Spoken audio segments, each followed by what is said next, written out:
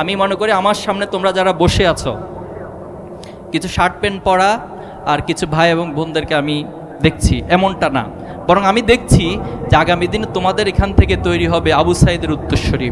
আমি মনে করি তোমাদের এখান থেকে তৈরি হবে হযরত আবু বকরের মতো কিছু মানুষ, তোমাদের এখান থেকে তৈরি হবে ওমরের মতো নেতৃত্বের, যিনি পুরো পৃথিবীর পৃথিবীকে শাসন করেছিলেন ন্যায়পরায়ণতার মধ্য দিয়ে। তোমাদের মধ্য থেকে তৈরি হবে ওসমান রাদিয়াল্লাহু তাআলা বিশাল হৃদয়ের অধিকারী সম্পন্ন মানুষ। তোমাদের মধ্য থেকে তৈরি হবে আলী রাদিয়াল্লাহু তাআলার মতো প্রাজ্ঞ ব্যক্তিত্ব। তোমাদের মধ্য থেকে তৈরি হবে খালিদ বিন ওয়ালিদ রাদিয়াল্লাহু তাআলা উত্তরসূরি, যিনি পৃথিবীতে ন্যায় প্রতিষ্ঠার জন্য সমর সারি থেকে সমর যুদ্ধতে ময়দান থেকে যিনি নেতৃত্ব দিয়েছিলেন। তোমাদের মধ্য থেকে তৈরি হবে সালাউদ্দিন আইয়ুবীর উত্তরসূরি, যারা ফিলিস্তিনবাসীকে যিনি উদ্ধার করেছিলেন। আজকে দেখো এই ফিলিস্তিন নিয়ে যদি আমরা বলি, সেখানে কি পরিমাণ হত্যাযোগ্য নির্যাতন নির্মমতা চালানো হচ্ছে, অথচ কারা চালাচ্ছে এই কোশ্চেন যদি তুমি করো, তুমি উত্তর খুঁজে পাবা যারা পৃথিবীতে বারবার মানবতার কথা বলে, পৃথিবীর সব জায়গায় তারা মানবতার ফেরি নিয়ে বেড়ায়, মানবতার সবক দেয় আমাদেরকে, এসে মানবতা শিখাতে আসে, অথচ তারাই সেখানে মানবতার সবচেয়ে বেশি লঙ্ঘন করছে। এটা আমরা বিশ্বাস করি তুমি হয়তো আজকে সাতক্ষীরায় আছো, সাতক্ষীরায় কলেজে আছো, কিন্তু আগামী দিনে তুমি এই দেশ জাতি এবং এই পৃথিবীর এই উম্মাকে নেতৃত্ব যেন তৈরি হবা, পারবা না ইনশাল্লাহ? ইনশাল্লাহ। মনে রাখবা তুমি কোথায় জন্মগ্রহণ করেছ, তুমি কোন পিতামাতার ঘরে জন্মগ্রহণ করেছ, তুমি কোন স্কুলে পড়ছো, কোন কলেজে পড়ছো, এটা গুরুত্বপূর্ণ না, বরং তুমি তোমাকে ভবিষ্যতে কোথায় নিয়ে যেতে চাও, তুমি কোন জায়গা থেকে নিজেকে দক্ষ যোগ্য হিসেবে গড়ে তুলতে চাও, নিজেকে কন্ট্রিবিউট করতে চাও, এটা ভবিষ্যতের মানুষ তোমাকে বিশ্লেষণ করবে। আমি প্রত্যাশা করি আগামী দিনে সেই কাঙ্ক্ষিত মানুষগুলো আমার সামনে বসে আছে এবং তোমরা তৈরি হবে ইনশাআল্লাহ। আউযুবিল্লাহি মিনাশ শাইতানির রাজিম। বিসমিল্লাহির রহমানির রহিম। আলহামদুলিল্লাহ ওয়াসসালাতু ওয়াসসালামু আলা রাসূলিল কারীম ওয়া আলা আলিহি ওয়া আসহাবিহি আজমাইন। রব্বি ইশরাহ লি সাদরি ওয়া ইয়াসসির লি আমরি ওয়াহলুল উকদাতাম মিন লিসানি ইয়াফকাহু কওলি। বাংলাদেশের স্বাধীনতার সার্বভৌমত্বের অতন্দ্র প্রহরী, মেধাবীদের প্রিয় সংগঠন বাংলাদেশ ইসলামী ছাত্র শিবির সাতক্ষীরা সরকারি কলেজ শাখা কর্তৃক আয়োজিত একাদশ শ্রেণীতে অধ্যয়নরত শিক্ষার্থীদের নিয়ে নবীনবরণ এবং ক্যারিয়ার গাইডলাইনমূলক প্রোগ্রামের সম্মানিত সভাপতি, সম্মানিত বিশেষ অতিথিবৃন্দ, সম্মানিত সাংবাদিকবৃন্দ এবং আজকের প্রোগ্রাম যাদেরকে নিয়ে আয়োজন, আমার একান্ত প্রিয় সাতক্ষীরা সরকারি কলেজের একাদশ শ্রেণীর শিক্ষার্থী ভাই এবং বোনেরা, আসসালামু আলাইকুম রহমতুল্লাহি ওয়া বারাকাতুহু। সবাই ভালো আছি আমরা? আলহামদুলিল্লাহ, আল্লাহ ভালো রেখেছেন, সুস্থ রেখেছেন, কিন্তু সবার কাছে মনে হচ্ছে গরম লাগছে এবং অনেক লম্বা সময় হয়ে গিয়েছে। তো আমি চেষ্টা করব তোমাদের খুব বেশি বিরক্তির কারণ না হয়ে খুব সংক্ষিপ্ত সময়ে যেটি অতি গুরুত্বপূর্ণ মনে হবে সেই বিষয়গুলো তোমাদের সাথে শেয়ার করা। ইতিমধ্যে আমাদের সম্মানিত অতিথিবৃন্দরা অনেক গুরুত্বপূর্ণ বিষয়ে কথা বলেছেন, গাইডলাইন দিয়েছেন, আমাদের শিক্ষকরা আমাদের সামনে অনেক গুরুত্বপূর্ণ নসিহত পেশ করেছেন। প্রিয় শিক্ষার্থী বন্ধুরা, আমি শুরুতেই তোমাদেরকে শুভেচ্ছা জানাচ্ছি। সাতক্ষীরা কলেজের একাদশ শ্রেণীতে তোমরা ভর্তি হয়েছে নবীন হিসেবে, তোমাদেরকে শুভেচ্ছা এবং অভিনন্দন জানাচ্ছি। পাশাপাশি তোমাদেরকে বলবো যে আজকে যারা নবীন তাদেরকে আজ হোক কাল হোক একটা পর্যায়ে গিয়ে অবশ্যই প্রবীণ হতে হবে। আফটার 2 ইয়ার্স হয়তো তোমাদেরকে নিয়ে এই কলেজের মাঠেই অথবা কোনো অডিটোরিয়ামে এই আয়োজন করতেই হবে যে তোমাদের একাদশ শ্রেণীর বিদায় অনুষ্ঠান। ইন দ্য সেম ওয়েতে আমরা যদি আমাদের পূর্ববর্তী প্রজন্মের কথা চিন্তা করি, তাদেরকেও ঠিক একই প্রক্রিয়ার মধ্য দিয়ে যেতে হয়েছে।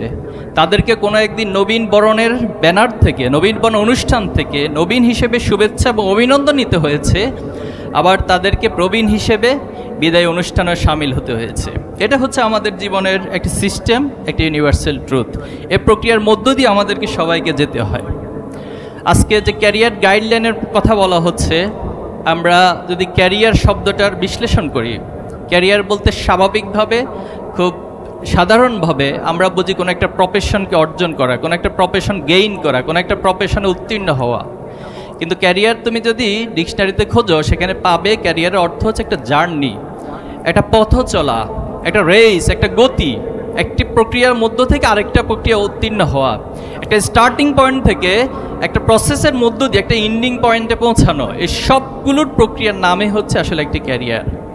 এখন আমরা যদি একটু চিন্তা করি, এই দুনিয়াতে আমরা এসেছি, আমরা কি হঠাৎ করে চলে এসেছি?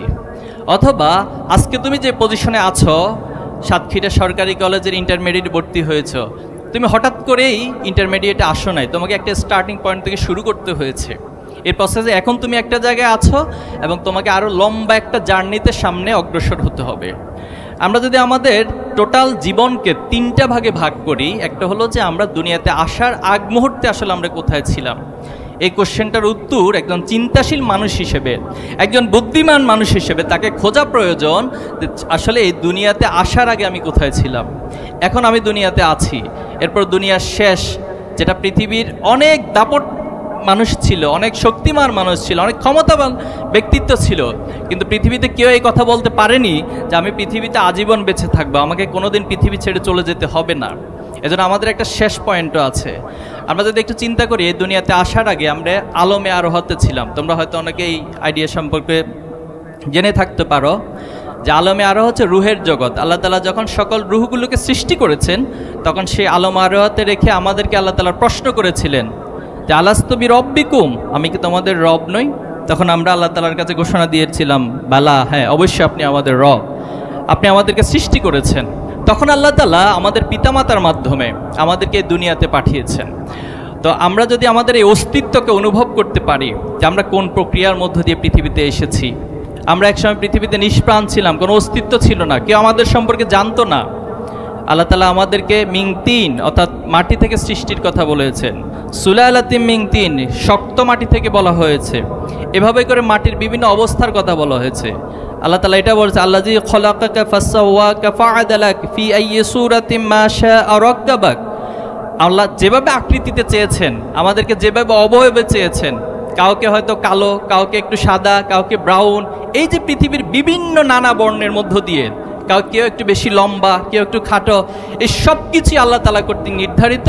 আল্লাহ তাআলা যার জন্য যেভাবে চেয়েছেন তাকে ঠিক সেভাবে করেই আল্লাহ এই আকৃতি প্রদান করেছেন এবং পৃথিবীতে পাঠিয়েছেন, সৃষ্টি করেছেন। এখন আমরা পৃথিবীতে আসার পর আমরা যদি আমাদের স্টেজগুলো একটু ভাবি, বয়সের দিক থেকে চিন্তা করি, আমরা একটা সময় শিশু ছিলাম, এরপরে কিশোর, তরুণ, আবার আমাদেরকে বৃদ্ধ হতে হবে। কে এমন নেই যে ভাই আমি আজীবন কোনোদিন বৃদ্ধ হব না, আমি 100 বছর বেঁচে থাকবো কিন্তু কোনোদিন বৃদ্ধ হব না। সেটা হয়তো মনের জোর দিয়ে হতে পারে, সেটা কাজী নজরুলের যৌবনের গান দিয়ে হয়তো হওয়া যাবে, কিন্তু বাস্তবিকতা হচ্ছে আমাকে একটা পর্যায়ে বৃদ্ধের কাতারে যেতে হয়। আমরা যদি আমাদের একাডেমিক লাইফ নিয়ে চিন্তা করি, আমরা ক্লাস 1 অথবা প্লে নার্সারি থেকে শুরু করেছি, এরপরে ধাপে ধাপে আমরা এসএসসি শেষ করেছি, ইন্টারমিডিয়েট পড়ছি, এরপরে বিশ্ববিদ্যালয়, মেডিকেলে আমরা যাব, এরপরে একটা পর্যায়ে আমরা অনেক হায়ার স্টাডি করব, আমরা পিএইচডি অর্জন করব, আরও নানান ডিগ্রি আমরা নিব। এরপরে আমরা আমাদের প্রফেশনাল লাইফে যাব, প্রফেশনাল লাইফ শেষ করে একটা পর্যায়ে রিটায়ারমেন্টে যেতে হবে। দেখো এখানে একটা সূক্ষ্ম বিষয় হচ্ছে, এই দুনিয়ার জীবনে তুমি যত যোগ্যতা, যত কিছুর অধিকারী হোক না কেন, বাংলাদেশের গভর্নমেন্ট সার্ভিস বলো, পাবলিক সেক্টর বলো বা প্রাইভেট সেক্টর বলো, একটা পর্যায়ে তোমাকে গিয়ে রিটায়ারমেন্টে যেতে হয়। অর্থাৎ এই সমাজ, এই রাষ্ট্র, এই ব্যবস্থাপনা এই বাস্তবতার দিকে আমাদেরকে ঠেলে দেয় যে আপনার যতই সামর্থ্য থাকুক না কেন, একটা এজের পর আপনাকে এখানে আর রাখা হবে না, আপনাকে রিটায়ারমেন্টে যেতে হবে। তো এই বাস্তবতাকে মেনে নিয়ে আমাদেরকে পরবর্তী জীবন, মৃত্যু পর্যন্ত অপেক্ষা করতে হয়। এখন আসো, তোমরা এখন যে স্টেজটাতে আসো, এটা হচ্ছে খুবই একটা টার্নিং পয়েন্টে আছো। তোমরা ভবিষ্যৎ জীবনে কি করতে চাও, তোমাদের লক্ষ্য কি, তোমরা কোন জায়গাটাতে যেতে চাও, এটার অনেক কিছুই তোমাদের ইন্টারমিডিয়েটের উপরে ডিপেন্ড করছে। আমি যদি তোমাদেরকে কোশ্চেন করি, নিঃসন্দেহে তোমরা জানবা যে এবছর এসএসসিতে তোমরা 19 লক্ষ পরীক্ষার্থী একসাথে পরীক্ষা দিয়েছিলে, কিন্তু দুঃখজনক হলো যে সেখানে 13 লক্ষ সামথিং পাস করেছে, বাকি প্রায় 32% তারা ফেল করেছে। তারা ইন্টারমিডিয়েটে উঠার মতো, কোনো কলেজে ভর্তি হওয়ার মতো যোগ্যতায় তারা অর্জন করতে পারেনি। আবার এই 19 লক্ষ থেকে জিপিএ 5 পেয়েছে 1,39,000। আমি একটু জিজ্ঞেস করি তো, এখানে কারা কারা জিপিএ 5 পেয়েছে এসএসসিতে? ওকে, প্রায় 40% বা তার বেশি হবে। তোমাদেরকে ধন্যবাদ, মোবারকবাদ, সবাইকে মোবারকবাদ। কিন্তু তোমাদেরকে একটা আশঙ্কার কথা বলবো, এই 1,39,000 A+ পাওয়ার পরেও বাংলাদেশে তুমি যখন পাবলিক ইউনিভার্সিটি এবং মেডিকেলের সবগুলো সিটকে যোগ করবা, তুমি সেখানে পাবা 61,449 সিট। তাহলে এখন আমাকে বলো, যারা A+ পেয়েছে তাদের জন্য পর্যন্ত পাবলিক বিশ্ববিদ্যালয় এবং মেডিকেলে সবার জন্য সিটের ব্যবস্থা নেই। তাহলে তোমাকে কতটা কম্পিটিশনের মধ্য দিয়ে যেতে হবে, তোমাকে কতটা প্রতিযোগিতার জন্য নিজেকে তৈরি করতে হবে, এই চিন্তা এবং এই মেসেজ আজকে তোমাদেরকে অবশ্যই গ্রহণ করতে হবে। এখন আসো আমরা তোমাদেরকে গুরুত্ব দিব, তুমি ইন্টারমিডিয়েটে ভালো রেজাল্ট করো। প্রত্যেকটা স্টেজের একটা গুরুত্ব রয়েছে। তুমি এখন এক্সিস্টিং স্টেজে যত বেশি ভালো করতে পারবা, ভালো রেজাল্ট করতে পারবা, তোমার সামনের দিনগুলো সহজ হবে।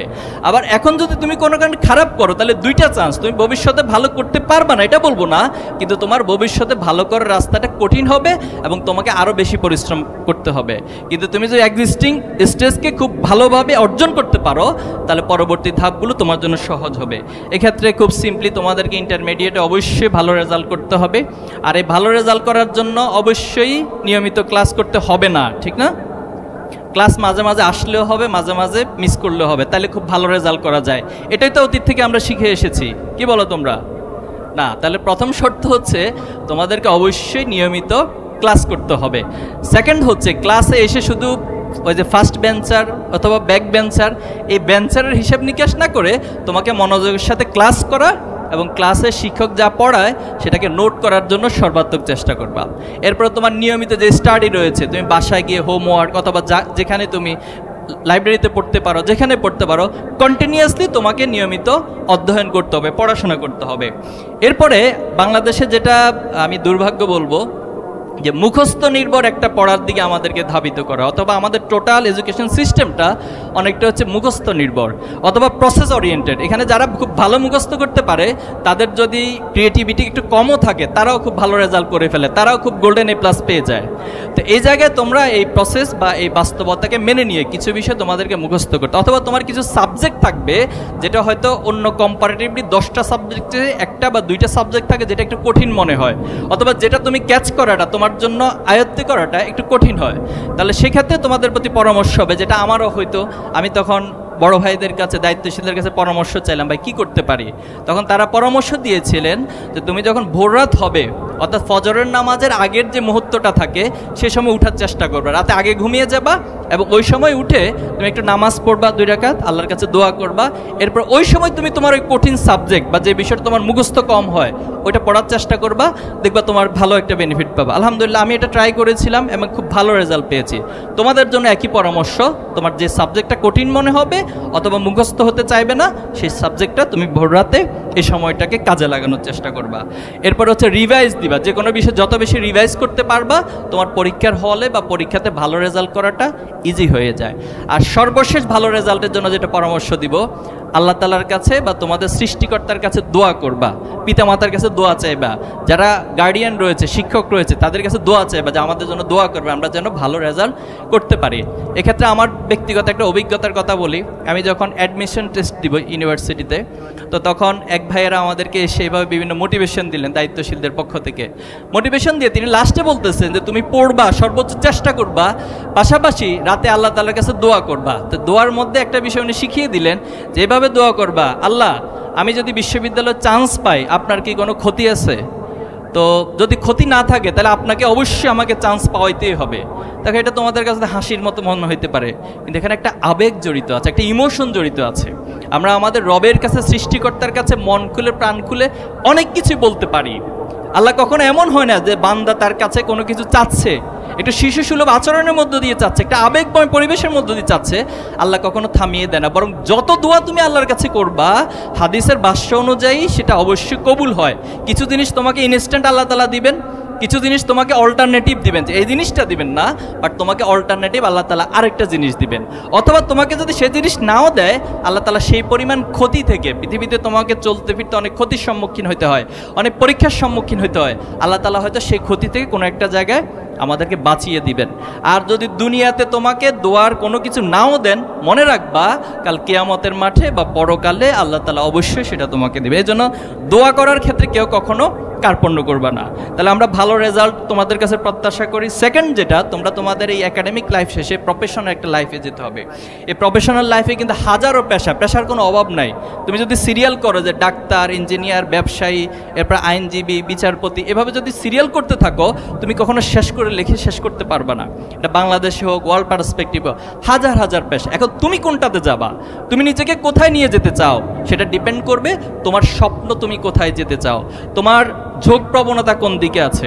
একটা উদাহরণ দিই, বারাক ওবামাকে যখন ছোটবেলায় ক্লাসে এম ইন লাইফ রচনা লিখতে দেওয়া হয়েছে। তোমরাও তো এম ইন লাইফ রচনা লিখছো অনেকবার, ঠিক না?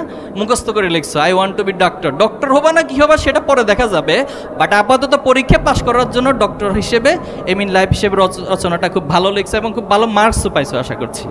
তো বারাক ওবামা যখন রচনা লিখতে যাবে এম ইন লাইফ, তিনি চিন্তা করলেন যে আমি কি হতে পারি। তখন ম্যাডামকে জিজ্ঞেস করলেন ক্লাসে অবস্থায়, সবাই লিখছে, ম্যাডাম পৃথিবীতে সবচেয়ে বড় কি স্বপ্ন আছে অথবা বড় কি এম ইন লাইফ রয়েছে যেটা অর্জন করতে পারলে আমি সবচেয়ে ভালো এম ইন লাইফ হিসেবে নিজেকে তৈরি করতে পারবো আর নিতে পারবো। তখন ম্যাডাম চিন্তা করে বলল, যেহেতু আমেরিকা হচ্ছে পৃথিবীর পরাশক্তি, পৃথিবীর সবার উপরে তার দাপট রয়েছে, যে কোনো যেভাবে হোক, কলোনিয়ালি হোক, নিউ কলোনিয়ালিজম হোক, যে কোনো মাধ্যমে হোক, সে পৃথিবীতে তার পরাশক্তিকে স্টাবলিশমেন্ট করতে পারছে। তো তখন ম্যাডাম বলল যে তুমি যদি আমেরিকার প্রেসিডেন্ট হতে পারো, এটা পৃথিবীর সবচেয়ে সেরা এম ইন লাইফ। তখন বারাক ওবামা সেখানে লিখলেন, I want to B the president United states. এবং পরবর্তীতে তিনি যেটা করলেন যে আমেরিকার যত প্রেসিডেন্ট ইতিপূর্বে ছিল সবার বায়োগ্রাফি তিনি পড়লেন, সবার লাইফ স্টাইল তিনি পড়লেন, সবার একাডেমিক কী কোয়ালিফিকেশন ছিল সেটা তিনি পড়লেন, সবাই তার পার্টিকুলার জায়গায় কোথায় কোথায় স্কিল ছিল, এই সব কিছুকে তিনি একটা হলিস্টিক জায়গা থেকে স্টাডি করে নিজের জন্য করণীয় ঠিক করলেন। এবং তার প্রমাণ আমরা দেখেছি যে তিনি পরবর্তীতে আমেরিকার প্রেসিডেন্ট হতে পেরেছেন। এজন্য তুমি তোমার স্বপ্নকে কোথায় নিয়ে যেতে চাও, তুমি নিজের ঝোঁক প্রবণতা কোন দিকে আছে, কোন দিকে তুমি মুভ করলে নিজের জন্য কমফোর্ট ফিল করো, সেটা বাছাই করেই তোমাকে সেদিকে যেতে হবে এবং প্রস্তুতি নিতে হবে। তোমাকে সার্বিক শুধুমাত্র এখন তুমি স্বপ্ন দেখলা, আমার আগে আমাদের স্যার বলেছেন আবুল কালাম, এপিজে আব্দুল কালামের উদাহরণ দিয়ে, যে স্বপ্ন হচ্ছে সেটা যেটা তোমাকে ঘুমাতে দিবে না, তোমাকে অল টাইম একটা প্রেরণা, একটা প্রেষণার মধ্য দিয়ে নিয়ে যাবে যে আমাকে আমার এই স্বপ্ন, আমার এই গোল অবশ্যই বাস্তবায়ন করতে হবে। আর একটা কাজ করতে হবে, লেগে থাকতে হবে। তুমি যখন একটা স্বপ্ন অথবা একটা প্রচেষ্টার মধ্যে অল টাইম লেগে থাকবা, মনে করবা যে একটা না একটা পর্যায়ে তুমি অবশ্যই সফল হবা। তোমার টমাস আলভা এডিসনের কাহিনী জানো, যিনি ছোটোবেলায় ওনাকে শিক্ষক তার মায়ের কাছে চিঠি লিখেছিলেন যে আপনার সন্তান এতটাই অপদার্থ অথবা তার জ্ঞানের এতটাই স্বল্পতা, মেহরবানি করে তাকে স্কুল থেকে নিয়ে যান, সে আমাদের স্কুলে পড়ার মতো যোগ্যতা নাই। অথচ সেই টমাস আলভা এডিসন পৃথিবীতে একটা চমক লাগানো কাজ করেছেন। আজকে যে বৈদ্যুতিক বাল্ব সেটা তিনি আবিষ্কার করেছেন। এই বৈদ্যুতিক বাল্ব আবিষ্কার করতে গিয়ে তিনি 10,000 বারের বেশি প্রচেষ্টা করেছেন, প্রত্যেকবার ব্যর্থ হয়েছেন এবং পরবর্তী তিনি বলেছেন প্রত্যেকটি ব্যর্থতা আমাকে আমার সফলতার দিকে ধাবিত করেছে এবং নতুন নতুন লেসন আমাদেরকে দিয়েছে যাতে করে আমি চূড়ান্তভাবে সফল হতে পারি। এজন্য আমাদের পরামর্শ থাকবে যে তোমরা তোমাদের আলটিমেট জায়গাতে লেগে থাকা এবং স্বপ্নের পথে অবিচল হেঁটে যাওয়া। পারবা না ইনশাআল্লাহ? ইনশাআল্লাহ। এখন আসো যে ভাই তো এগুলো তো আমরা সবই করতে পারি, ছাত্র শিবিরের আয়োজনের কি দরকার, ছাত্র শিবিরের এত কিছু বলার কি প্রয়োজন, এটা তো আমার শিক্ষকরাও বলে, আমার বাবা মাও বলে, আমিও জানি, সবাই জানি। তাহলে ছাত্র শিবিরের এখানে করণীয় কি? ছাত্র শিবির তোমাকে কিছু হোপ, স্বপ্ন জাগিয়ে দিবে। মানুষ সবসময় স্বপ্নের ভিতরে একটা দোলাচলের মধ্যে থাকে, একটা উত্থান পতনের মধ্যে থাকে। মানুষের লাইফটা সবসময় একটা স্ট্যাটিক ওয়েতে চলে না, এটা একটা ডাইমেনশনাল ওয়েতে চলে। বিভিন্ন সময় বিভিন্নভাবে আমাদের এই ডাইমেনশনটা চেঞ্জ হয়, উত্থান পতন হয়। তো ছাত্র শিবির তোমাকে সেই স্বপ্নটা ধরে রাখতে, তুমি যেন মোটিভেটেড থাকো, তোমার ভিতরে যেন একটা বুস্ট আপ হয়, পিছন থেকে তোমাকে শক্তি যোগায়, ছাত্র শিবির নানান আয়োজনের মধ্য দিয়ে সেই কাজগুলো করে থাকবে। এরপরে তোমাকে একটা গাইডলাইন দিবে, বাস্তবিক অর্থে তুমি আসলে সেখানে কিভাবে যেতে পারো, একটা স্টেপ থেকে এক স্টেপ কীভাবে যাবা, তুমি বিশ্ববিদ্যালয়ে কীভাবে চান্স পাবা। আমার এখনও মনে আছে ছাত্র শিবিরের ভাইয়েরা আমাদেরকে বিশ্ববিদ্যালয়ে যখন ভর্তি পরীক্ষা দেব তার আগে গাইডলাইন দিতেন এবং অল টাইম আমাদের পিছনে লেগে থাকতেন একটা ব্রিজিং সিস্টেমের মধ্য দিয়ে যে তোমাকে এখানে চান্স পেতে হবে এবং যা যা প্রস্তুতি প্রয়োজন সেটা আমাদেরকে করতেন। এবং ছাত্র শিবির তোমাকে শুধু ছাত্র জীবনেই না, তুমি যখন প্রফেশনাল লাইফে যাবা সেখানেও তোমাকে একটা গাইডলাইন দেবে, তুমি কোন প্রফেশনে যাবা, কোন প্রফেশনে গেলে সবচেয়ে ভালো করতে পারবা। এবং সেই প্রফেশনে আমাদের যারা এক্সপার্ট রয়েছে, আমাদের যারা অ্যালামনাই রয়েছে, আমাদের যারা সাবেক রয়েছে, তাদের সাথে তোমাদের একটা ব্রিজিং ছাত্র শিবির করে দিতে পারে। এরপর হচ্ছে আমরা বিভিন্ন ট্রেনিং এবং বিভিন্ন প্রজেক্টের মধ্য দিয়ে, বিভিন্ন স্টেপস গ্রহণের মধ্য দিয়ে মূলত তোমাদেরকে তোমাদের লক্ষ্যে পৌঁছার ক্ষেত্রে সহযোগিতা করে থাকে। এবং মনে করবা ছাত্র শিবির স্কুল লাইফ, একজন ছাত্রের স্কুল লাইফ থেকে শুরু করে তার বিশ্ববিদ্যালয় এবং একাডেমির টোটাল লাইফ নিয়েই ছাত্র শিবির কাজ করে থাকে। এখন আসো, আমাদের পিতামাতাকে যদি প্রশ্ন করা হয় যে আপনার সন্তানের কাছে কি চান, পিতামাতা বলবে যে আমি আমার সন্তানের কাছে একটা A+ চাই, আর কিচ্ছু চাই না। তো বলা হলো যে আপনার সন্তান যদি সমাজের সবচেয়ে নষ্ট হয়ে যায়, পিতামাতা বলবে নষ্ট হোক আর জাহান্নামে যাক, আমার কোনো আপত্তি নাই, আমি আমার সন্তানের কাছে শুধু একটা A+ চাই। আমি কি রাইট বলছি না রং বলছি? রাইট বলি না, রং বলছি। একটা পিতামাতা তুমি খুঁজে পাবা না তিনি বলবে যে আমার সন্তান অমানুষ হয়ে যাক, আমার সন্তান নষ্ট হয়ে যাক, আমার সন্তান জাহান্নামে যাক, কিন্তু আমি A+ চাই। এটা কোনো পিতামাতা বলবে না। প্রত্যেকটা পিতামাতা আগে এটা এনশিওর করবে যে আমার সন্তান একজন মানুষের মতো মানুষ হোক, এটা আমি চাই। এরপরে তোমার ভালো রেজাল্ট, তোমার ভালো সব কিছু অর্জন পিতামাতাকে অনেক বেশি সম্মানিত করবে। এজন্য ছাত্র শিবির তোমার এই ভালো রেজাল্ট, দুনিয়ার ভালো অর্জনের পাশাপাশি তার চেয়ে বেশি কিছু চায়, বেশি কিছু দিতে চায়। সেক্ষেত্রে তোমাকে সততা শিক্ষা দিবে, কিভাবে সৎ হতে হয়, তুমি কিভাবে এই সমাজকে লিড করবা, দক্ষতা, তোমাকে সেই দক্ষতাগুলো বিভিন্ন নানান আয়োজনের মধ্য দিয়ে গড়ে তুলবে, তোমাকে দেশপ্রেমিক করে গড়ে তুলবে। আজকে আমরা দেখেছি বিগত 15টি বছর যারা এই দেশকে পরিচালনা করেছে তারা কথায় কথায় দেশপ্রেম এবং কথায় কথায় বিভিন্ন চেতনার কার্ড ইউজ করত, এবং এই চেতনাকে তারা একটা বিজনেস ইন্ডাস্ট্রি হিসেবে তৈরি করেছে। এই বিজনেস ইন্ডাস্ট্রি দিয়ে তারা বাংলাদেশ থেকে হাজার হাজার কোটি কোটি টাকা বাংলাদেশ থেকে পাচার করেছে। অথচ সত্যিকারের দেশপ্রেম, সত্যিকারের যে দেশপ্রেম প্রয়োজন সেটা তারা কখনো করতে পারেনি। এই জন্য ছাত্র শিবির আমাদের মাঝে এই দেশপ্রেম নৈতিকতার সমন্বয় মূলত করতে চায়। আমরা আমাদের অনেক পিতামাতাদেরকে মেসেজ দিই, আমাদেরকে মেসেজ করেন বিভিন্ন সোশ্যাল মিডিয়াতে অথবা আমাদের পেজে, আমাদের বিভিন্ন অফিসিয়াল সাইটগুলোতে ওনারা মেসেজ করেন, ওনারা লিখেন যে বাবা আমার সন্তানকে আমরা অনেক চেষ্টা করছি, কিন্তু সে এত বেশি গেম অ্যাডিক্টেড হয়ে গেছে, সে ডিভাইসে এত বেশি অ্যাডিক্টেড হয়ে গেছে, তাকে কোনোভাবে আর ভালো লাইনে আনতে পারতেছি না, তোমরা মেহেরবানি করে তার দায়িত্ব একটু গ্রহণ করো। কিছুদিন আগে আমাদের অফিসে একজন মা তার 2জন সন্তানকে নিয়ে এসেছেন, নিয়ে এসে বললেন যে আমি আমার সন্তানকে শিবিরের সেন্টারে ভর্তি করাতে চাই। তাই আমি বললাম যে এটাতে কোনো সেন্টার নেই, এখানে কীভাবে ভর্তি করাবেন, অথবা এই আইডিয়া আপনার মাথায় কীভাবে আসলো? তিনি বললেন যে আমরা অনলাইনে তোমাদের কাজগুলো দেখেছি, তোমাদের কথাগুলো শুনেছি, তোমাদের যে একটা সিলেবাস সিস্টেম রয়েছে, তোমরা কিভাবে একজন ছাত্রকে গড়ে তোলো, টোটাল স্টাডি আমি করে এসেছি, এবং আমার কাছে মনে হয়েছে আমি যদি আমার সন্তানকে তোমাদের হাতে দিতে পারি, তোমাদের এই সিস্টেমের মধ্য দিয়ে দিতে পারি, তোমাদের এই পরিবেশে অন্তর্ভুক্ত করতে পারি, তাহলে আমার সন্তান অ্যাটলিস্ট নষ্ট হবে না, খারাপ হবে না, সে ভালো মানুষের মতো মানুষ হবে। তাহলে আজকে পিতামাতাদের যে প্রত্যাশা, ছাত্র শিবির মূলত সেই একই প্রত্যাশার কাজগুলোই তোমাকে আমাকে আমাদেরকে দিয়ে করিয়ে দিবে। আমরা আরেকটা বড় বিষয় যে জুলুম নির্যাতনের মূলোচ্ছেদ করা।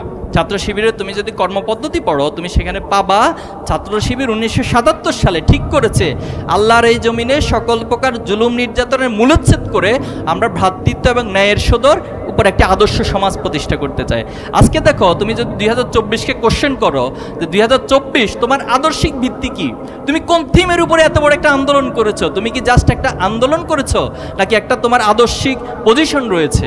তুমি সেখানে খুঁজে পাবা যে দীর্ঘদিন যাবৎ এই সমাজে যে অন্যায় হয়েছে, যে জুলুম হয়েছে, যে নির্যাতন হয়েছে, এই সাতক্ষীরাবাসীও তার প্রমাণ। এই সাতক্ষীরাতে আমরা দেখেছি যে বুলডোজার দিয়ে মানুষের ঘর বাড়ি ভেঙে দেওয়া হয়েছে। কারণ কি? কারণ হচ্ছে তিনি হয়তো ইসলামে ছাত্র শিবির করেন, অথবা জামাতে ইসলাম করেন, অথবা তিনি ইসলামী মূল্যবোধে বিশ্বাস করেন, অথবা তিনি ভালো মানুষ, অথবা তিনি অন্যায়ের প্রতিবাদ করেন। সেই মানুষগুলোর বাড়িঘরকে বুলডোজার দিয়ে ধ্বংস করা হয়েছে। হয়েছে না? হয়েছে। এরপরে আমাদের পরিচিত অনেকজনকে আমি পেয়েছি, আমার বিশ্ববিদ্যালয় লাইফে অনেককে পেয়েছি, তিনি বিদেশে যাবেন উচ্চশিক্ষার জন্য, আইএলটিএসের জন্য তার বাবা গরু বিক্রি করেছেন, গাছ বিক্রি করেছেন, গাছ বিক্রি করে সেই টাকাগুলো রেখেছেন তার সন্তানের আইএলটিএস জিআরইর জন্য পরীক্ষা দিবেন, অথবা বিশ্ববিদ্যালয়ের অ্যাপ্লিকেশনের জন্য তাকে টাকা পাঠাবেন। অথচ সেই টাকাগুলো পর্যন্ত এ সমাজের যারা জুলুমবাদ ছিল, যারা আওয়ামী ফ্যাসিবাদ কায়েম করেছিল, তারা সে টাকাগুলো লুটপাট করে ঘর থেকে নিয়ে এসেছে। কতটা নির্মম ঘটনা এগুলো। তাহলে আজকে যে জুলাই এবং আগস্টে আমরা যা পেয়েছি, যা অর্জন করেছে, সব কিছুর মূল ভিত্তি ছিল এই সমাজ থেকে জুলুম এবং নির্যাতনের মূলোচ্ছেদ করা। তাহলে ছাত্র শিবির 1977 সালে আমরা যে চিন্তা, যে লক্ষ্য ঠিক করেছি, আজকে 2024 এবং 25-এ এসে সেটা বাংলাদেশের আপামর মানুষের, সাধারণ শিক্ষার্থীদের সবাই লক্ষ্য, সবার উদ্দেশ্যে পরিণত হয়েছে। এজন্য আমরা চাই যে এই সমাজ থেকে আলটিমেটলি জুলুম এবং নির্যাতনের মূলোচ্ছেদ হবে।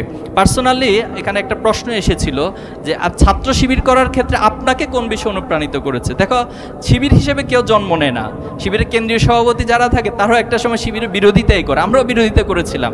ভাইদেরকে বিভিন্ন প্রশ্ন করতাম যে ভাই আপনারা রক কাটেন, আবার এত সুন্দর সুন্দর কথা বলেন কেন, এই কোশ্চেন আমরা অহরহ করেছি। তো পরবর্তীতে দেখেছি যে আসলে এই যে একটা মিথ, একটা প্রোপাগান্ডা, এটার সাথে বাস্তবতার কোনো মিল থাকতো না। যে বিষয়গুলো আমরা রাসূলুল্লাহ সাল্লাল্লাহু আলাইহি সাল্লামের ক্ষেত্রে দেখতাম, আল্লাহ রাসূলুল্লাহ সাল্লাম নিঃসন্দেহে আল্লাহর পক্ষ থেকে পাঠানো, শুধু আল্লাহর পক্ষ থেকে স্বীকৃতি নয়, বরং দুনিয়াবি যত একাডেমিশিয়ান ছিল, যে যেভাবে যত স্কলার ছিল, তারাও তাদের গবেষণা থেকে দেখিয়েছেন যে পৃথিবীতে মানবীয় জায়গা থেকে শ্রেষ্ঠতম স্থান দখল করে আছেন মুহাম্মদুর রাসূলুল্লাহ সাল্লাল্লাহু আলাইহি সাল্লাম। সেটা শুধুমাত্র তার ব্যক্তির গুণাবলী নয়, একজন লিডারশিপের গুণাবলী, একজন ফ্যামিলির প্রধানের হিসেবে গুণাবলী, একজন তার নেতা হিসেবে অথবা সমাজ পরিচালক হিসেবে যত দিক রয়েছে সব দিক থেকে সেরা মানুষ হচ্ছে রাসূলুল্লাহ সাল্লাল্লাহু আলাইহি সাল্লাম। অথচ তুমি হিস্ট্রি পড়লে পাবা যে সে মুহাম্মদ রাসূলুল্লাহ সাল্লাল্লাহু আলাইহি সাল্লামকে সে সমাজের যারা জাহিলিয়াতের সমাজে ছিল তারা পাগল বলতো, নাউজুবিল্লাহি মিন যালিক। এরপর বলতো তিনি হলেন জাদুকর, তিনি হচ্ছেন বিভিন্ন ধরনের জাদু দিয়ে মানুষকে আকৃষ্ট করে, তিনি গণক, তিনি কবি। তো যখন এই প্রোপাগান্ডাগুলো চালানো হতো তখন আরবের মানুষরা, মক্কার মানুষরা আল্লাহ রাসূলুল্লাহ সাল্লাল্লাহু আলাইহি ওয়াসাল্লাম দেখতে যেতেন যে পাগলটা কেমন একটু দেখে আসি, এই গণকটা কেমন একটু দেখে আসি, জাদুঘর কেমন একটু দেখে আসি। তো যখন তারা দেখতে যেতেন তারা এই বাস্তবতার সাথে আর প্রোপাগান্ডার সাথে কখন মিল খুঁজে পেতেন না। পরবর্তী দেখো তারাই আল্লাহ রাসূলের প্রতি আকৃষ্ট হতেন এবং তারা ইসলাম গ্রহণ করতেন। তা আমাকে পার্সোনালি যদি প্রশ্ন করা হয় যে আপনাকে কোন বিষয়গুলো বেশি আকৃষ্ট করেছে, আমি যখন এসএসসি এবং দাখিলে A+ পেয়েছিলাম তো তখন একটা A+ সংবর্ধনা হয়েছিল। সেই সংবর্ধনার প্রোগ্রামে দায়িত্বশীলদের পক্ষ থেকে এত চমৎকার বিষয়গুলো তুলে ধরা হয়েছে যেটা আমার চিন্তার জগতে অথবা আমার ব্যক্তিগত লাইফের পরিকল্পনা গ্রহণের ক্ষেত্রে, আমার লক্ষ্য স্থির করার ক্ষেত্রে অনেক বেশি সহযোগিতা করেছিল এবং সেখান থেকে একটা আকর্ষণ ছাত্র শিবিরের প্রতি তৈরি হয়েছিল। আরেকটা প্রোগ্রাম আছে ছাত্র শিবিরে, তোমরা হয়তো অনেকে জানবা, সব্বেদারি প্রোগ্রাম, এটাকে বলা হয় নৈশ ইবাদত। তো একদিন আমাকে দাওয়াত দেওয়া হলো, একটা মসজিদে গেলাম রাতের বেলায়। যাওয়ার পরে শুরুতে দার্স অর্থাৎ কোরআন থেকে আলোচনা হলো এবং শেষ রাতে আমাদেরকে অর্থাৎ মাঝখানে ঘুমাতে দেওয়া হলো, আবার ঘুম থেকে জাগিয়ে সবাই তাহাজ্জুদের নামাজ পড়ে দোয়া করলো। এই দোয়ার পয়েন্টে গিয়ে আমি একটু নতুন করে ছাত্র শিবির সম্পর্কে ভাবলাম। যিনি দোয়া করেছিলেন একজন দায়িত্বশীল, মানে এত বেশি কান্নাকাটি করে আল্লাহর কাছে দোয়া করা যায়, এত আবেগ নিয়ে আল্লাহর কাছে দোয়া করা যায়, আমার কাছে মনে হয় সেদিন আমি প্রথম দেখলাম। এবং সেখানে শুধু নিজের জন্য না, নিজের জন্য দোয়া করছেন, বাবা মায়ের জন্য দোয়া করছেন, সমাজের মানুষের জন্য দোয়া করছেন। এবং লাস্টে একটা পয়েন্টে পেলাম তিনি দোয়া করতেছেন যে আল্লাহ, যারা আমাদের বিরোধিতা করে, যারা আমাদের শত্রুতা করে, তাদেরকে তুমি হেদায়েত নসিব করো, তাদেরকে তুমি বুঝার তৌফিক দান করো, আমরা তাদের কোনো ক্ষতি চাই না। এই যে বিষয়গুলো, এটা আমাকে অনেক বেশি অনুপ্রাণিত, অনেক বেশি আকর্ষিত করা হয়েছে। ছাত্র শিবিরের এই দুটো জিনিস আমি বললাম, এরকম তুমি শত শত পয়েন্ট পাবা, শত শত বিভিন্ন ইস্যু পাবা, কেস পাবা, যেটা ছাত্র শিবির ইন্টারনালি এই বিউটিগুলো চর্চা হয়, অনেক বেশি সৌন্দর্য চর্চা ছাত্র শিবির করে থাকে। তো আমরা তোমাদেরকে ছাত্র শিবির আজকের পরে কালকেই সবাইকে সাথী সদস্য হয়ে যেতে হবে এটা বলবো না, তোমাদেরকে বলবো যে তোমরা ছাত্র শিবির সম্পর্কে জানার চেষ্টা করো। আলহামদুলিল্লাহ এখন যথেষ্ট সুযোগ রয়েছে, আমাদের ওয়েবসাইট রয়েছে, অনলাইনে জানতে পারো, আমাদের বই পুস্তক পড়তে পারো, আমাদেরকে যারা ব্যক্তি হিসেবে তোমরা চারপাশে তাদেরকে দেখতে পারো, তাদের চরিত্র কেমন, তাদের কথাবার্তা কেমন, তাদের চারিত্রিক মাধুর্যতা কেমন, এই সব কিছুর মধ্য দিয়ে তুমি ছাত্র শিবিরকে জানো, এটা আমরা চাই। আর পাশাপাশি তোমাকে এটা বলবো, ছাত্র শিবিরের যে দাবি, তুমি ভালো মানুষ হও, তুমি ভালো রেজাল্ট করো, তুমি ভালো একটা প্রফেশনে যাও, ভালো একটা ক্যারিয়ার গড়ে তোলো, তুমি ভবিষ্যতে নিজেকে সমাজে প্রতিষ্ঠিত করো, সমাজকে সততার মধ্য দিয়ে নেতৃত্ব দাও। আশা করি অন্তত এই কথাগুলোর সাথে তোমরা একমত হবা এবং এই কথাগুলো মানার জন্য তোমরা চেষ্টা করবা, পারবা না ইনশাআল্লাহ? একটা কথা মনে রাখবা, ছাত্র শিবির টোটাল তার কার্যক্রমকে যদি তুমি ভাগ করো, তুমি পোর্শনে পাবা যে অনলি 10% আমরা প্রচলিত ধারা রাজনীতি করি, আর 90%ই পাবা একজন ছাত্রকে কিভাবে করে তার ছাত্রত্বের জায়গা, তার একাডেমিক জায়গা, তার ক্যারিয়ার জায়গা সাউন্ড করে গড়ে তোলা যায়, তাকে কিভাবে নৈতিকতা সমৃদ্ধ একজন মানুষ হিসেবে তৈরি করা যায়, সকল আয়োজনগুলো তুমি সেখানে খুঁজে পাবা। আমরা কিছুদিন আগে সায়েন্স ফেস্ট করেছিলাম, সেই সায়েন্স ফেস্টে যারা টপ হয়েছে এর মধ্যে থেকে একজন এই কিছুদিন আগে আমেরিকাতে গিয়েছেন এবং আমেরিকা গিয়ে একটা ওয়ার্ল্ড কম্পিটিশনে তিনি সেকেন্ড পজিশন স্থান লাভ করেছেন। তা আলহামদুলিল্লাহ, এরপরে আমরা তাদেরকে বিভিন্নভাবে প্রমোট করছি, আমরা তাদেরকে নিয়ে আয়োজন করতে ফিউচার সায়েন্টিস্ট যারা ভবিষ্যতে বড় বিজ্ঞানী হবে, আমরা তাদের মধ্যে স্বপ্নগুলো জাগানোর চেষ্টা করতেছি যে তোমরা বাংলাদেশে বসে আমাদের যে ব্রেন ড্রেন হয়, অর্থাৎ আমাদের মেধাগুলোর যে বাইরে পাচার হয়ে যায়, বাইরে চলে যায়, বাংলাদেশের সুযোগ সুবিধা, অবকাঠামোগত সুবিধা পাওয়া যায় না, গবেষণার সুযোগ সুবিধা পাওয়া যায় না। তা আমরা তাদেরকে বলছি যে তোমরা উদ্যোগ গ্রহণ করো, ছাত্র শিবির ইনশাল্লাহ তোমাদের পাশে থাকবো, এবং আমরা চাই এই বাংলাদেশ থেকে আগামী দিনে বড় বিজ্ঞানী, বড় ধরনের বাংলাদেশকে পরিচালনা, বিশ্বকে নেতৃত্ব দেওয়ার জন্য মানুষ তৈরি হবে। তো আমাদের এই টোটাল কার্যক্রমের 90% তুমি মানুষ গড়ার সিস্টেম, মানুষ গড়ার কর্মসূচি পাবা।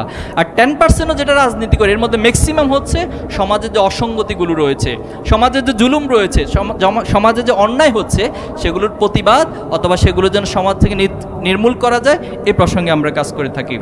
আমাদের নারী ইস্যুতে, এখানে বোনেরা আছেন তোমরা, নারী ইস্যুতে ছাত্র শিবিরকে এক ধরনের বিদ্বেষপূর্ণ হিসেবে উপস্থাপন করা হয়। ছাত্র শিবির নারী বিদ্বেষী, অথবা ছাত্র শিবির জোর করে কাউকে বোরকা পরিয়ে দিবে, এ ধরনের বিভিন্ন প্রোপাগান্ডা আমাদের বিরুদ্ধে বলা হয়। দেখো, ইসলাম আমাদের জন্য যা বলে, একজন মুসলিম হিসেবে তোমার দায়িত্ব কর্তব্য হচ্ছে সেটা তুমি পালন করবা। ছাত্র শিবির এই কথাটা বলে, এটা তো আমাদের জন্য অন্যায় না। তুমি একজন অন্য ধর্ম, তুমি হিন্দু ধর্ম অবলম্বন করতে পারো, তুমি খ্রিস্টান হতে পারো, তুমি যে কোনো ধর্মের অবলম্বন করতে পারো। আমাদের কথা হচ্ছে তুমি তোমার ধর্মীয় অন্তত অনুশাসন, ধর্মীয় অনুশাসনকে যদি কেউ মানো, পৃথিবীর কোনো ধর্ম মানুষকে নষ্ট হইতে বলে না, মানুষকে খারাপ হয়ে যেতে বলে না, মানুষকে অশ্লীল হতে বলে না।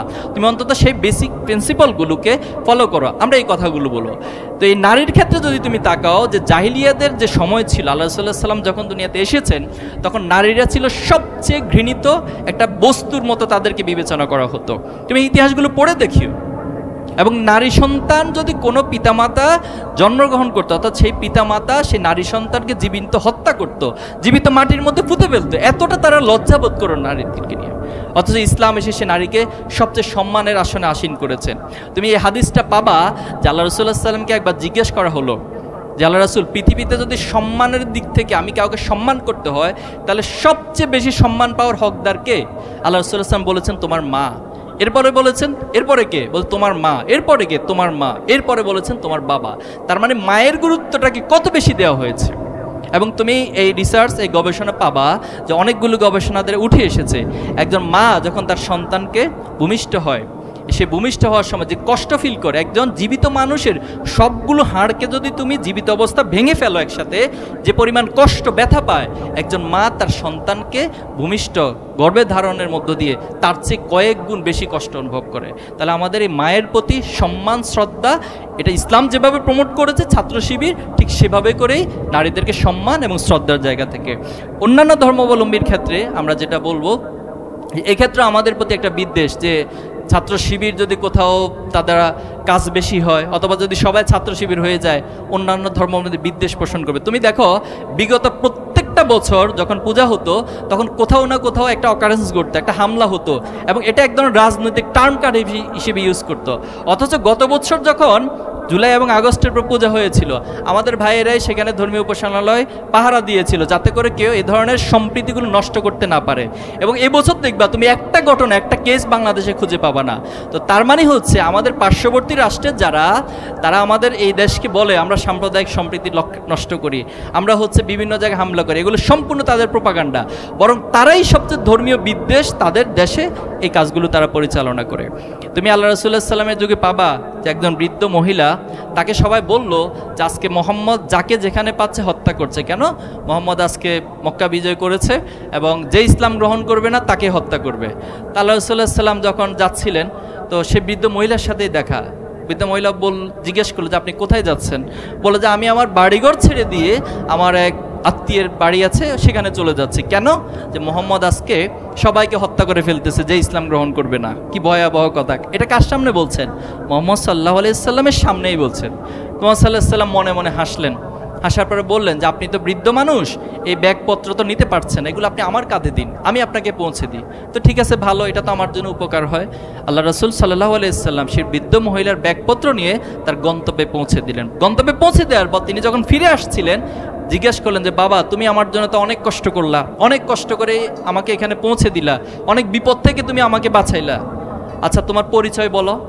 বলে আমি নাম হচ্ছে মোহাম্মদ। বললো কোন মোহাম্মদ?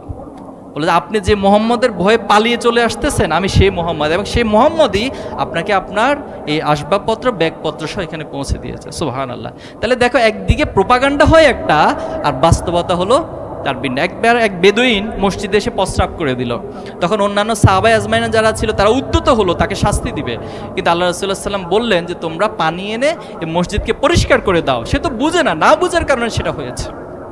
প্রিয় উপস্থিতি, তাহলে আমরা বাংলাদেশে এই সাম্প্রদায়িক সম্প্রীতির জায়গা, প্রত্যেকে তার ধর্মের যে অধিকার রয়েছে সেটা ভোগ করবে। কারো উপর হস্তক্ষেপ করা, জোর করা কোনো কিছু ইসলাম যেভাবে সাপোর্ট করে না, ছাত্র শিবিরও কখনোই সেই বিষয়গুলোকে সাপোর্ট করে না।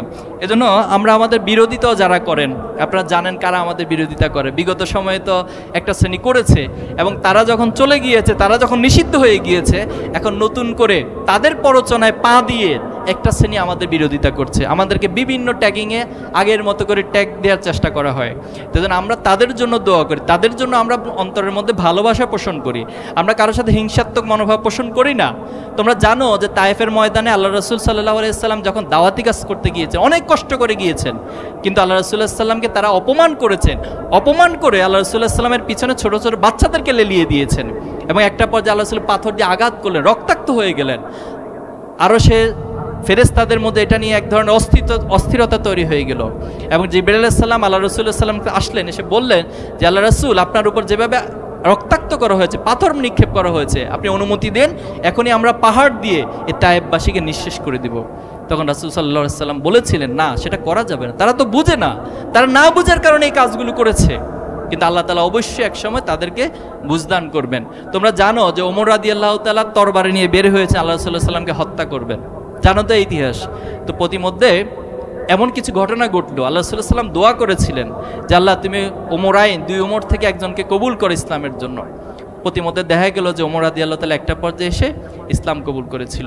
এভাবে অসংখ্য কেস, অসংখ্য ঘটনা রয়েছে। আল্লাহ রাসূলুল্লাহ সাল্লাল্লাহু আলাইহি সাল্লাম যারা তার বিরোধিতা করতেন, তাদের সাথে কেমন আচরণ করতেন, ঠিক সেম আচরণগুলোই আমরাও করতে চাই। এটাই আমাদের আদর্শিক বৈশিষ্ট্য, এটাই আমাদের আদর্শিক নীতিমালা। প্রিয় শিক্ষার্থী বন্ধুরা, আমি শেষ করব। আমি মনে করি আমার সামনে তোমরা যারা বসে আছো, কিছু শার্ট প্যান্ট পরা আর কিছু ভাই এবং বোনদেরকে আমি দেখছি, এমনটা না, বরং আমি দেখছি যে আগামী দিনে তোমাদের এখান থেকে তৈরি হবে আবু সাঈদের উত্তরসূরি। আমি মনে করি তোমাদের এখান থেকে তৈরি হবে হযরত আবু বকরের মতো কিছু মানুষ, তোমাদের এখান থেকে তৈরি হবে ওমরের মতো নেতৃত্বের, যিনি পুরো পৃথিবীর পৃথিবীকে শাসন করেছিলেন ন্যায়পরায়ণতার মধ্য দিয়ে। তোমাদের মধ্য থেকে তৈরি হবে ওসমান রাদিয়াল্লাহু তাআলা, বিশাল হৃদয়ের অধিকারী সম্পন্ন মানুষ। তোমাদের মধ্য থেকে তৈরি হবে আলী রাদিয়াল্লাহু তাআলার মতো প্রাজ্ঞ ব্যক্তিত্ব। তোমাদের মধ্য থেকে তৈরি হবে খালিদ বিন ওয়ালিদ রাদিয়াল্লাহু তাআলা উত্তরসূরি, যিনি পৃথিবীতে ন্যায় প্রতিষ্ঠার জন্য সমর সারি থেকে, সমর যুদ্ধতে ময়দান থেকে যিনি নেতৃত্ব দিয়েছিলেন। তোমাদের মধ্য থেকে তৈরি হবে সালাউদ্দিন আইয়ুবীর উত্তরসূরি, যারা ফিলিস্তিনবাসীকে যিনি উদ্ধার করেছিলেন। আজকে দেখো, এই ফিলিস্তিন নিয়ে যদি আমরা বলি, সেখানে কি পরিমাণ হত্যাযোগ্য, নির্যাতন, নির্মমতা চালানো হচ্ছে, অথচ কারা চালাচ্ছে এই কোশ্চেন যদি তুমি করো, তুমি উত্তর খুঁজে পাবা যারা পৃথিবীতে বারবার মানবতার কথা বলে, পৃথিবীর সব জায়গায় তারা মানবতার ফেরি নিয়ে বেড়ায়, মানবতার সবক দেয় আমাদেরকে, এসে মানবতা শিখাতে আসে, অথচ তারাই সেখানে মানবতার সবচেয়ে বেশি লঙ্ঘন করছে। এটা আমরা বিশ্বাস করি, তুমি হয়তো আজকে সাতক্ষীরায় আছো, সাতক্ষীরায় কলেজে আছো, কিন্তু আগামী দিনে তুমি এই দেশ, জাতি এবং এই পৃথিবীর এই উম্মাকে নেতৃত্ব যেন তৈরি হবা, পারবা না ইনশাল্লাহ? ইনশাল্লাহ।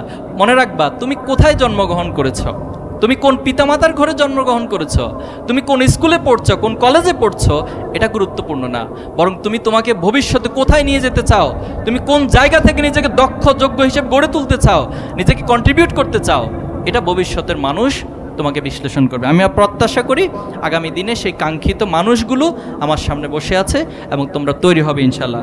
সর্বশেষ যে কথা বলে শেষ করতে চাই, আমরা বলেছিলাম আমাদের লাইফের পৃথিবীতে আসার আগে একটা পার্ট, আর এতক্ষণ আমি যা আলাপ করেছি এটা পৃথিবীর পার্ট আলোচনা করেছি। এরপরে আমাদেরকে আল্লাহ তাআলার কাছে, আমাদের সৃষ্টিকর্তার কাছে উপস্থিত হতে হবে।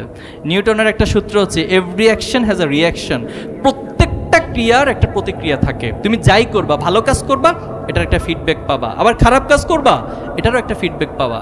কিন্তু আমাদের ইসলামের প্রিন্সিপাল যেটা, যে তোমার প্রত্যেকটা ভালো কাজের রেজাল্ট আল্লাহ তাআলা দুনিয়াতেও দিবেন, আখিরাতেও দিবেন। আবার তো যদি তুমি খারাপ কাজ করো, সেই খারাপ কাজের রেজাল্টও তোমাকে দুনিয়াতেও দিবেন, আখিরাতেও দিবেন। এই বিশ্বাস আমাদের আছে। যদি থেকে থাকে, তোমাকে সেই দিনের কথা চিন্তা করতে হবে যেদিন আল্লাহ তাআলা আমাদের কাছে আমাদের আমলনামাকে উপস্থাপন করবেন, বলবেন যে বান্দা পড়ো, ইকরা কিতাবাকা কাফা বিনাফসিকা আল-ইয়াওমা আলাইকা হাসিবা, আজকে তুমি তোমার হিসাব গ্রহণের জন্য যথেষ্ট। এখন এই কিতাব কারা লিখছেন? আমাদের কাঁধে আল্লাহ তাআলা ফেরেশতা সেট করে দিয়েছেন, কিরামান কাতিবিন ইয়ালামুনা মা তাফালুন। তারা সব সময় আমরা ছোট বড় যাই কিছু করছি সব লিপিবদ্ধ করছে। মনে রাখবা, তোমার পিতামাতা তোমাকে 24 ঘন্টা পাহারা দিয়ে রাখা সম্ভব না, তোমার শিক্ষক তোমাকে 24 ঘন্টা পাহারা দিয়ে রাখতে পারবে না, কিন্তু তোমার মনের মধ্যে যদি ওই অনুভূতি থাকে যে আমি যখন যাই করছি সেটা আমার রব, আমার সৃষ্টিকর্তা, আমার আল্লাহ আমাকে দেখছেন এবং সেটা রেকর্ড হচ্ছে এবং এটার জন্য অবশ্যই আমাকে একদিন জবাব দিতে হবে, এই অনুভূতি তুমি যত বেশি লালন করতে পারবা, তোমার জন্য সৎ থাকা, তোমার জন্য ভালো পথে থাকা এবং তোমার আলটিমেট যে বিজয়, যে বিজয়কে আল্লাহ তাআলা ফাউজান আজিমান বলেছেন, অর্থাৎ আমাদের সকল হিসাব নিকাশ শেষে আল্লাহ তাআলা বলবেন ওয়াসিকাল্লাযিনা তাকাউ রাব্বাহুম ইলাল জান্নাতি জুমারা। এই যে আজকে তোমাদেরকে ফুল দেওয়া হচ্ছে, ঠিক সেম ওয়েতে তুমি যদি তোমার নেকের পাল্লা, তোমার আমলের পাল্লা ভারী হয়, তাহলে কাল কিয়ামতের মাঠে আল্লাহ তাআলা তোমাদেরকে ফেরেশতাদেরকে দিয়ে সংবর্ধনা দিবেন, লাল গালিচার মধ্য দিয়ে, ফুলের সম্ভাষণ দিয়ে জান্নাতে তোমাদেরকে বরণ করা হবে। আর যদি কোনো কারণে এই দুনিয়ার জীবনে আমি আল্লাহর নাফরমানি করি, আল্লাহর নির্ধারিত পথের বাইরে চলি, তাহলে আমাকে অবশ্যই কাল কিয়ামতের মাঠে আল্লাহ তাআলা জাহান্নামে দিবেন। আর জাহান্নামটা হচ্ছে খুবই নির্মম, খুবই নিকৃষ্ট এবং খুবই ভয়াবহ একটি জিনিস, এবং সেটাকে খসিরিন অর্থাৎ সর্বোচ্চ ক্ষতিগ্রস্তদের সর্বনিম্ন স্তর বলা চলে, এবং সেখানে ফেরেশতারা সেম ওয়েতে টেনে হিস্ট্রে নিয়ে যাবে আমাদেরকে। আল্লাহ আমাদেরকে মাফ করুক। আমরা চাই যে তোমরা এই দুনিয়াতে সফল হবে, দুনিয়াতে শ্রেষ্ঠ মানুষ হবে, আমাদের এই বাংলাদেশকে উম্মার কল্যাণে কাজ করবে, পাশাপাশি আল্লাহর খাঁটি গোলাম হিসেবে কাল কিয়ামতের মাঠে জান্নাত উপযোগী মানুষ হিসেবে তৈরি হবে। আল্লাহ আমাদের সবাইকে কবুল করুক, সবাইকে তাওফিক দান করুক। এই আয়োজনের জন্য ইসলামী ছাত্র শিবির, সাতক্ষীরা শহর সরকারি কলেজ, সাতক্ষীরা সরকারি কলেজ সহ সকল দায়িত্বশীলদেরকে ধন্যবাদ জানাচ্ছি এবং সবাইকে আবারও ধন্যবাদ জানিয়ে আমার কথা শেষ করছি। আসসালামু আলাইকুম রহমতুল্লাহি ওয়া বারাকাতুহু।